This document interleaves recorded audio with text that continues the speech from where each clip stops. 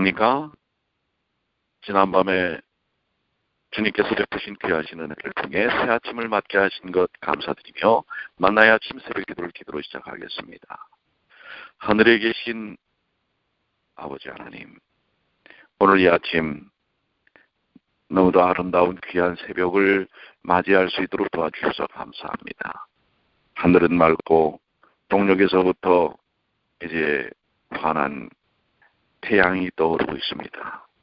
아버지시여, 저희의 삶 속에서 모든 인생의 먹푸른 물을 거둬주심을 믿습니다. 그리고 우리의 마음속, 우리의 삶 속에 오직 의의 태양이신 예수님께서 자정하셔서 예수님의 이끄심과 인도하심, 또 충만케 하심을 통해 세상을 등이 기쁨과 행복으로 가득 채우는 삶을 살 수 있도록 인도해 주셔서 감사합니다. 오늘도 다시 한번 예수 그리스도, 우리 주님은 어떤 분이신지를 배우면서 머리로만 깨닫게 하지 마시고 가슴 속에서 뜨거움이 일어나 성령의 충만함을 경험하는 귀한 시간이 될 수 있도록 인도해 주시옵소서. 우리 주님 예수님의 이름으로 기도드리옵나이다. 아멘. 자, 우리가 이제 누가복음을 시작한 지 벌써 이제 2주가 지나고 3주째 접어드는데요. 오늘은 제3과 예수 그리스도는 어떤 분이신가? 정말 중요한 주제죠. 우리의 신앙의 본질과 핵심입니다. 자, 기억절의 말씀, 예수께서 이르시되 너희는 나를 누구라 하느냐? 베드로가 대답하여 이르되 하나님의 그리스도시니이다 하니. 누가복음 9장 20절에 있는 말씀이죠. 우리 안식일에 나눴던 말씀과 오늘 아주 일맥상통이 되는 통하는 말씀이라고 생각이 되는데요. 학습 목표입니다. 뭘 도대체 우리가 깨달아야 할까? 예수님이 어떤 분이신지를 깨닫는 것입니다. 자, 우리 어제 깨달음에 대해서 얘기했죠. 깨달음은 깨어져야 한다고 하는 것인데요. 우리의 의식이 깨어져서 진정한 예수님에 대한 깨달음이 있어야 할 것입니다. 느끼기는 예수님이 어떤 분이신지에 대한 경험적인 이해를 마음에 가직한다. 이게 없으면 정말 우리는 예수님을 믿는다는 것이 아니죠. 경험적 이해, 정말 중요한 것입니다. 행하기, 그분의 실제성을 인정하고 그분의 명령을 따르는 것입니다. 그렇다면 예수님이 내 안에 계시면 내가 어떻게 사는가? 그 삶을 통해서 나타나는 일이 필요하다는 사실이죠. 자, 서론 부분에 보시면 예수님은 어떤 분이신가? 세상에 많은 예수님에 대한 표현과 정의들이 있습니다. 예, 그분에 대하여 아주 위대한 성인, 훌륭한 교사, 혁명가, 탁월한 지도자, 영혼의 깊은 곳으로 파고들 수 있는 심리학, 이러한 많은 표현들이 있지만 그것은 결코 정확한 답이 아니죠. 그렇다면 우리들을 향하여 너희는 나를 누구라 하느냐라는 질문에 대해 오늘 우리는 어떻게 답해야 할까요? 어떤 답변을 드릴 수 있습니까? 이 질문은 모든 사람들에게 대답을 요구합니다. 그 대답에 의하여 각 사람의 그 대답에 대한 반응에 의하여 각 사람의 운명이 결정된다고 하는 것입니다. 자, 그러면 그리스도는 여러분에게 어떤 분이십니까? 그 귀한 질문을 또한 합당한 답을 오늘 우리가 다시 한번 말씀을 통해서 찾는 그런 시간이 되도록 이렇게 우리가 기도하는 일이 필요합니다. 자, 그러면 첫째 날입니다. 예수님에 대한 반응입니다. 자, 예수님께서 우리에게 각자 너는 나를 누구로냐 이렇게 질문하시는 질문이 오늘 우리에게 뿐만 아니라 2000년 전 예수님이 사셨던, 예수님의 특별히 자라나셨던 동네 나사렛에서의 경험을 통해 우리에게 시사하는 바가 상당히 크다고 하는 것입니다. 자, 예수님에 대한 반응이 여러 가지가 나타나는데 그 반응과 대답이 결국 운명을 결정한다고 했죠. 밑으로 내려가시면 성경은 예수께서 어떤 분이신지에 대한 놀라운 사실을 전한다. 그분이 행하신 일들도 그분이 어떤 분인지 우리에게 충분한 증거를 제시하고 있다.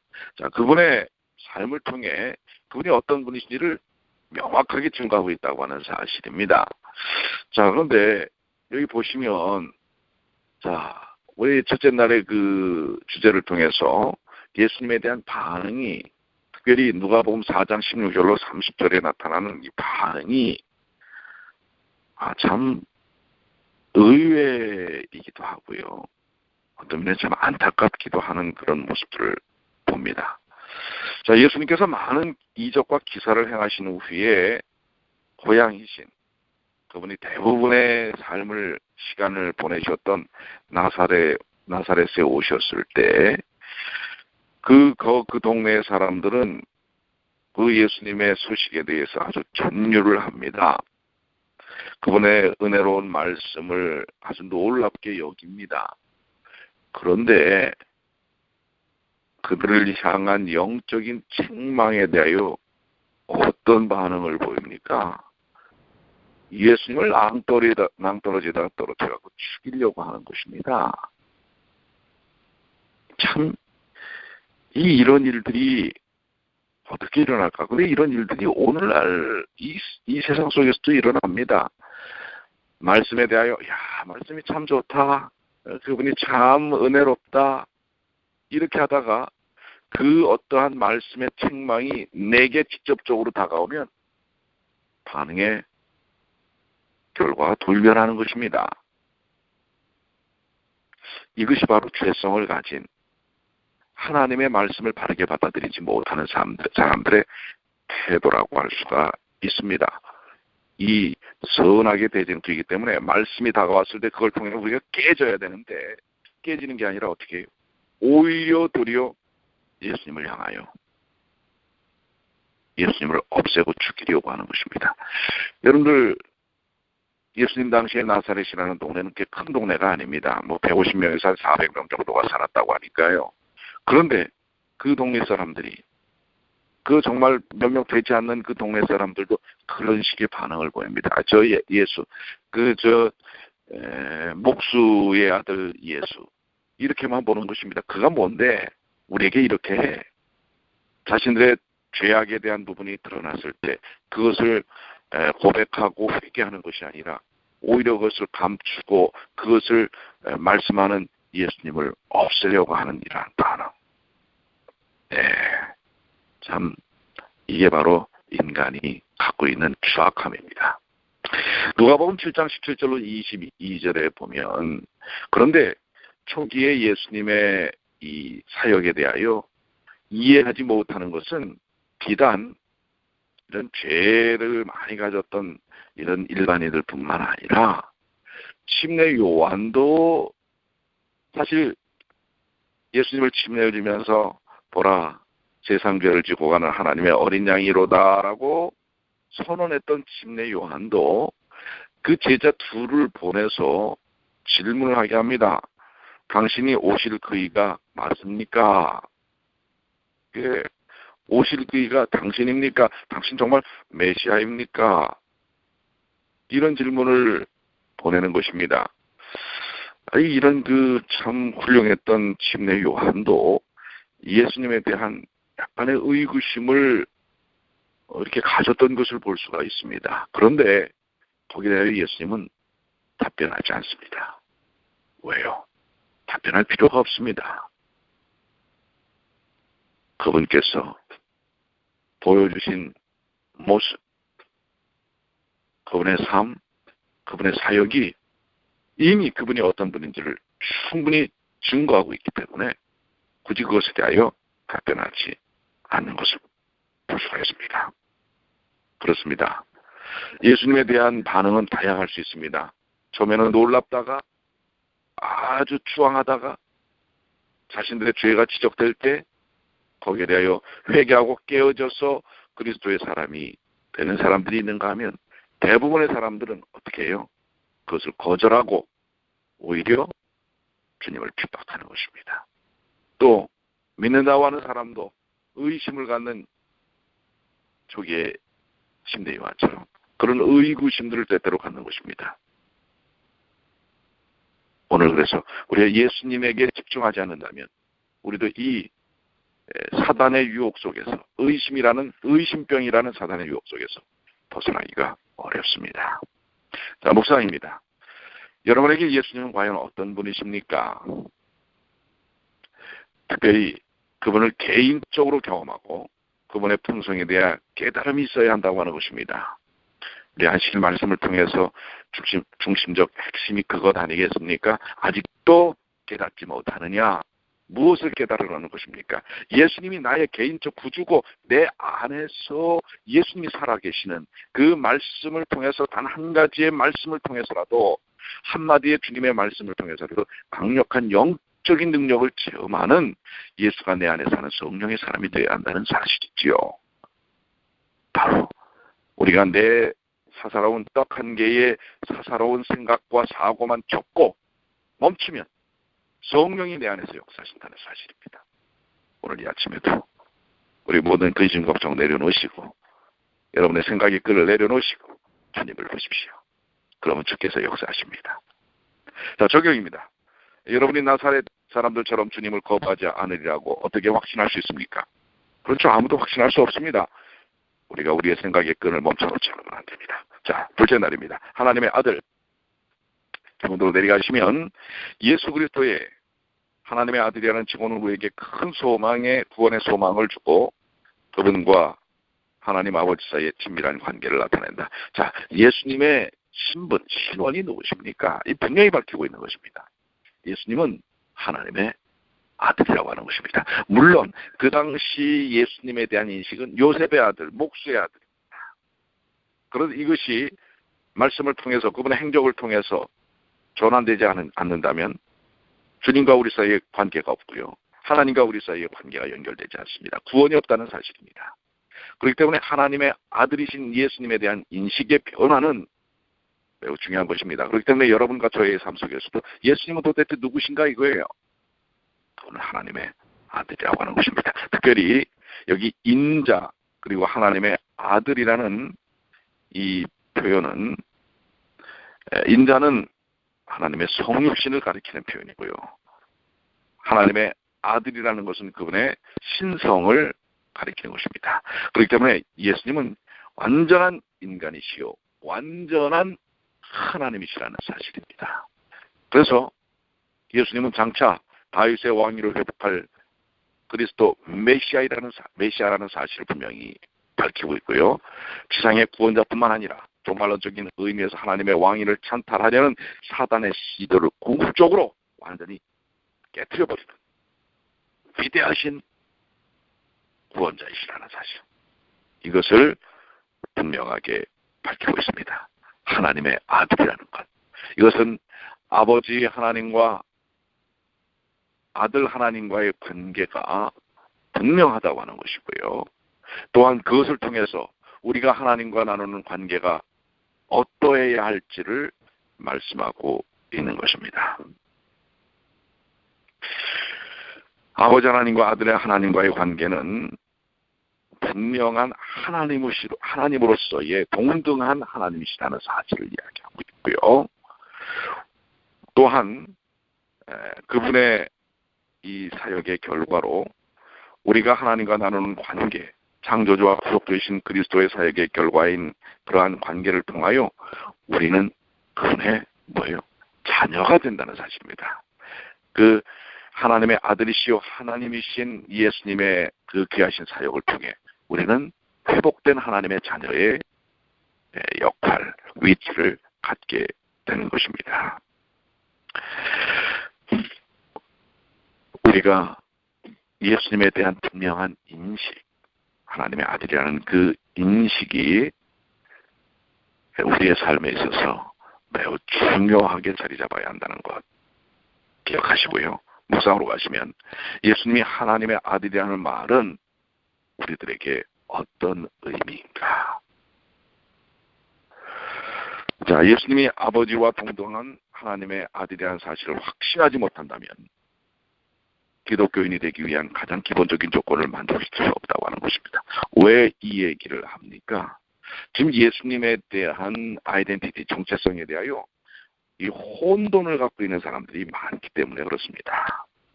그래서 예수님께서 너희는 나를 누구라 하느냐라고 질문하신 이유가 거기 있습니다. 어떤 사람들은 예수님에 대하여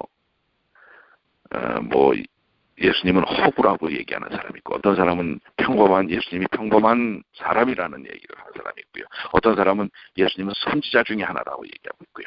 어떤 사람은 예수님을 단지 천상의 존재일 뿐 하나님과 동등하지는 않다라고 또 얘기하는 사람이 있습니다. 이런 그 다양한 예수님에 대한 올바른 이해가 아닌 이런 사고 속에서 벗어나서 우리는 분명하게 그분은 완전한 인간이시지만은 완전한 또 하나님이시요 우리를 위한 구원자라는 사실, 이것이 분명한 인식이 있을 때 우리의 삶 속에서 그리스도인으로서의 합당한 모습이 드러날 수 있다고 하는 것입니다.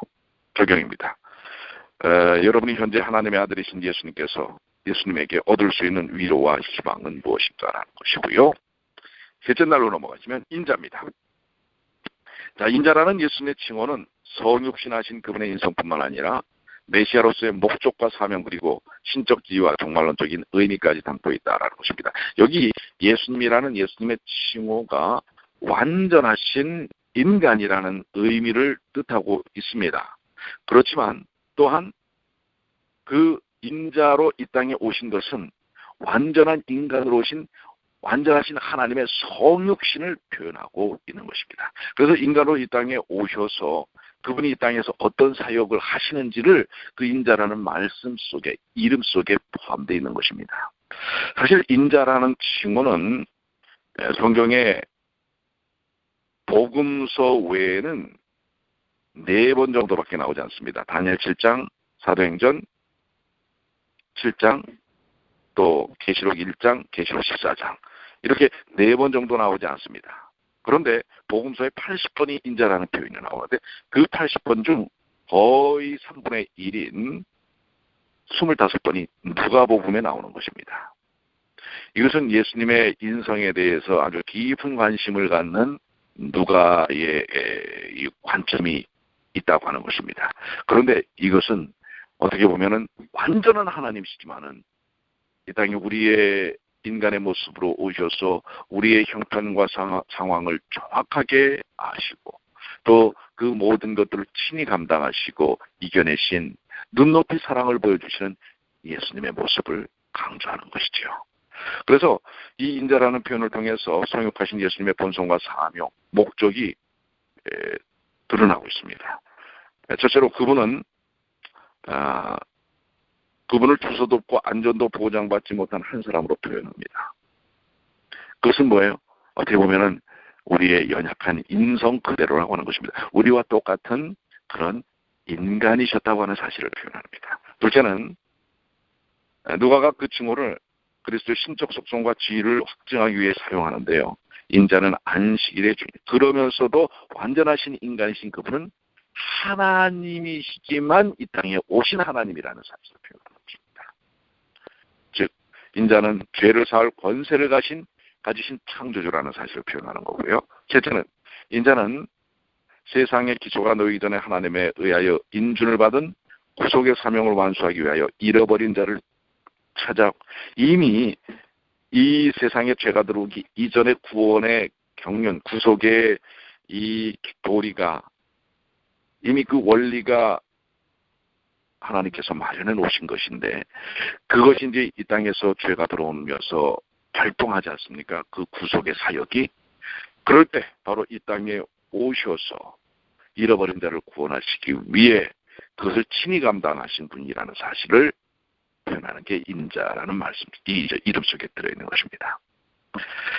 그러면 넷째는 고난받는 메시아의 모습을 인자로서 표현하고 있는 것입니다. 예, 그야말로 우리가 당하는 고통 그 모든 것을 아주 세밀하게 디테일하게 그분이 경험하시고 또한 표현하시고 그것을 이겨낸 분이시라는 사실을 이 인자라는 용어를 통해서, 그래서 그분의 십자가, 제자들의 배반, 또 예언을 성취한 그분의 죽음, 그리고 부활, 중보자로서의 역할, 이런 부분들이 인자라는 이름 속에 다 포함되어 있고 그분의 사역이 인자라는 이름 속에서 드러나는 것입니다.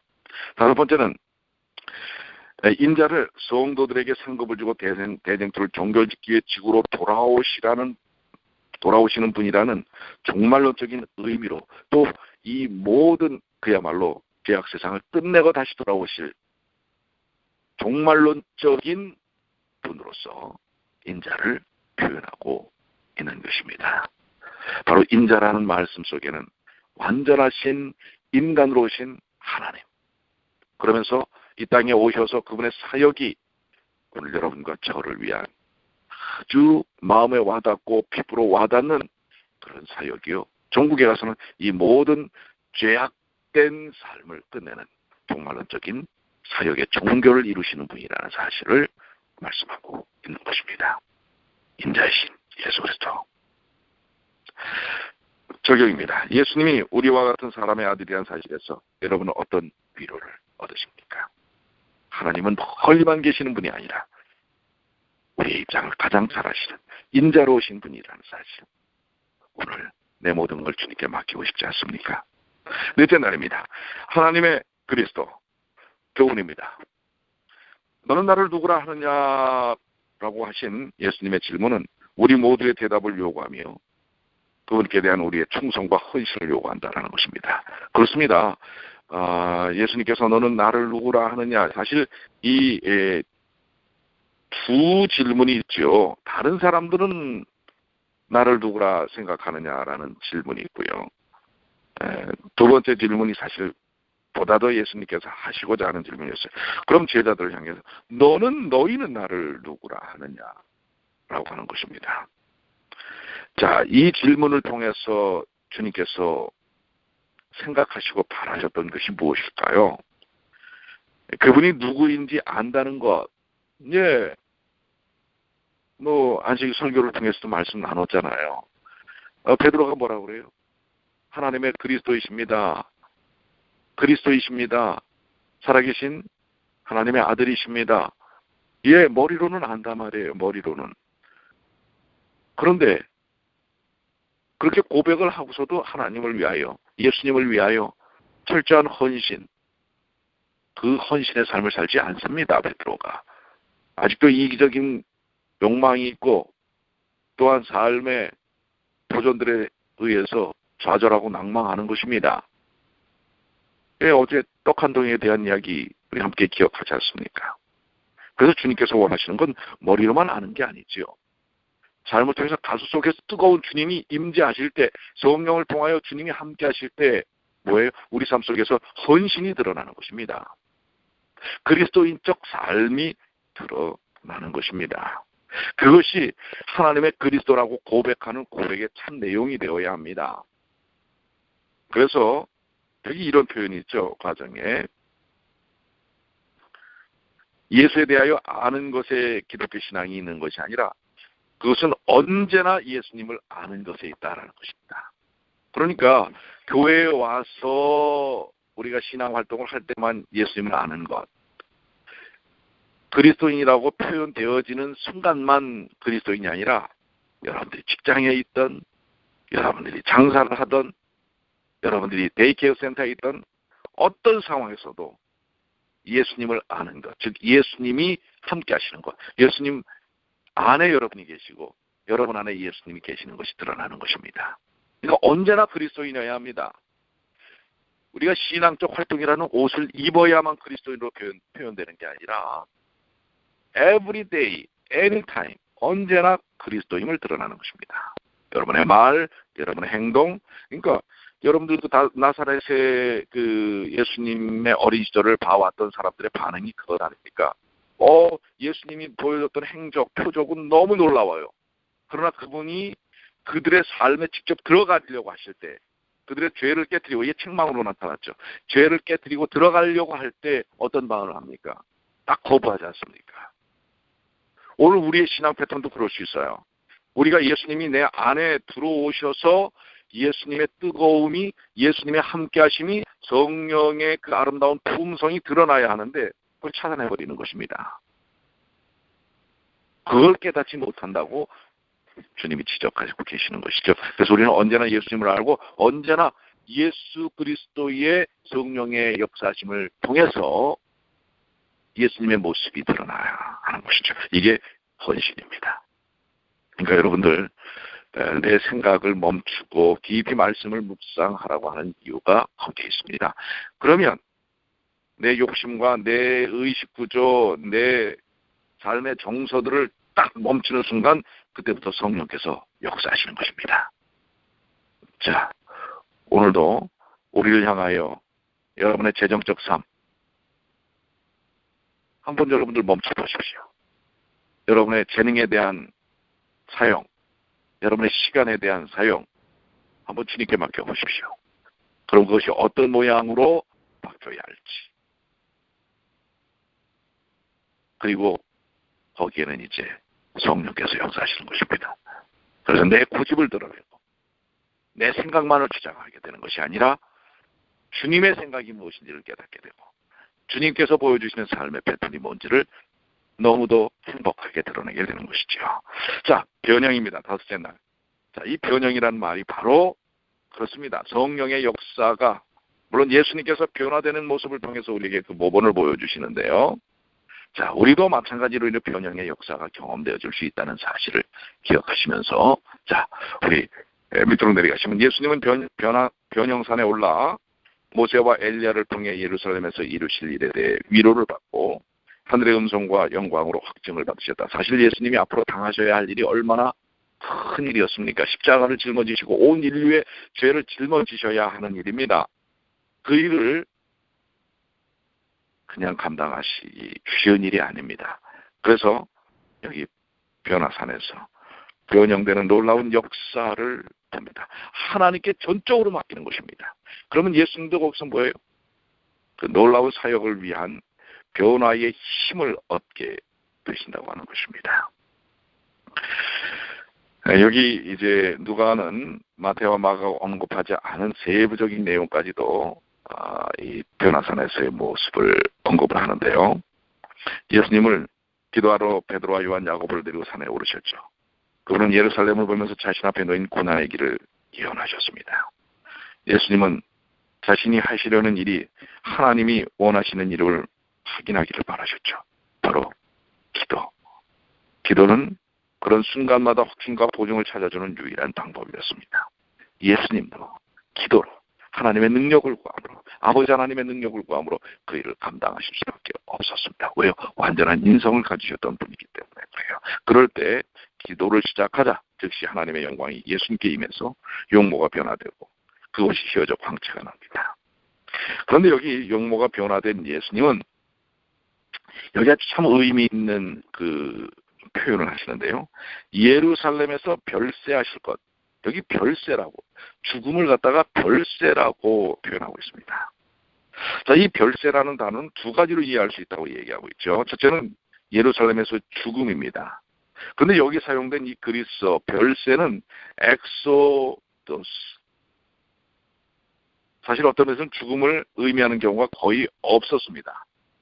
따라서 이 말은 예수님이 예루살렘에서 성취하려는 큰 탈출, 죄로부터의 성량을 가져올 거대한 구원의 탈출을 의미하는 것이라고 할 수 있습니다. 그러니까 예수님의 죽음을 갖다가 탈출이라고 얘기하는데요. 바로 뭐예요? 죄로부터의 탈출이에요. 오늘 여러분과 저를 위해서 예수님이 죽으시는 것, 별세하시는 것은 엑소더스, 죄로부터의 탈출을 의미하고 있는 것입니다.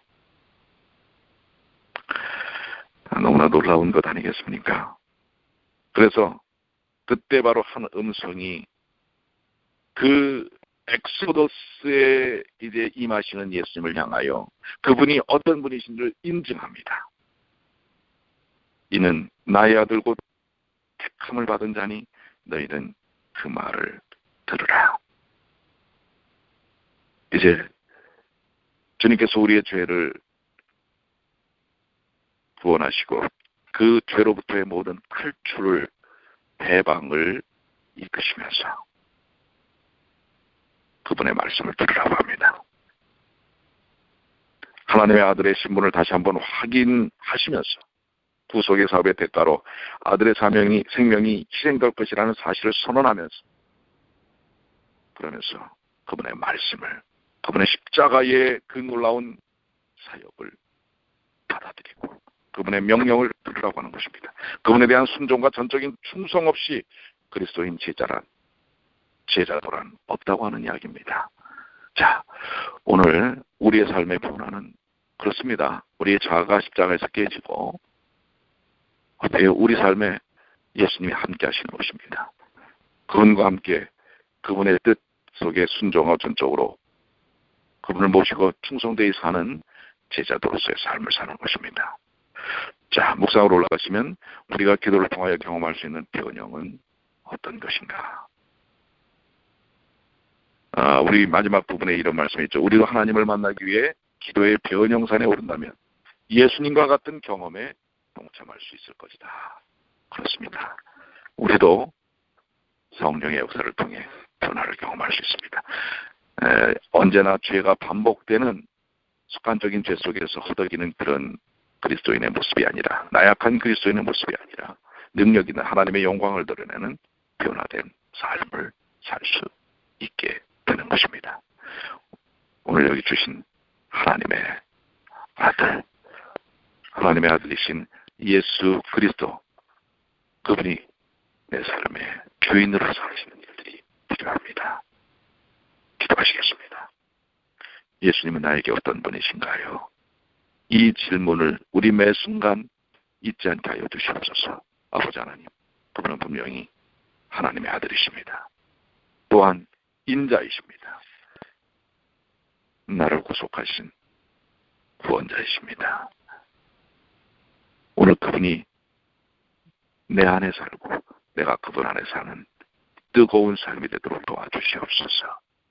머리로만 아는, 머리로만 인정하는 것이 아니라 내 가슴속 뜨거운 곳에서부터 그리스도께서 살아계시는 그 영적 삶을 경험하는, 매 순간 드러내는, 그것이 바로 주님과 동행하는 삶이라는 사실을 체험케 하여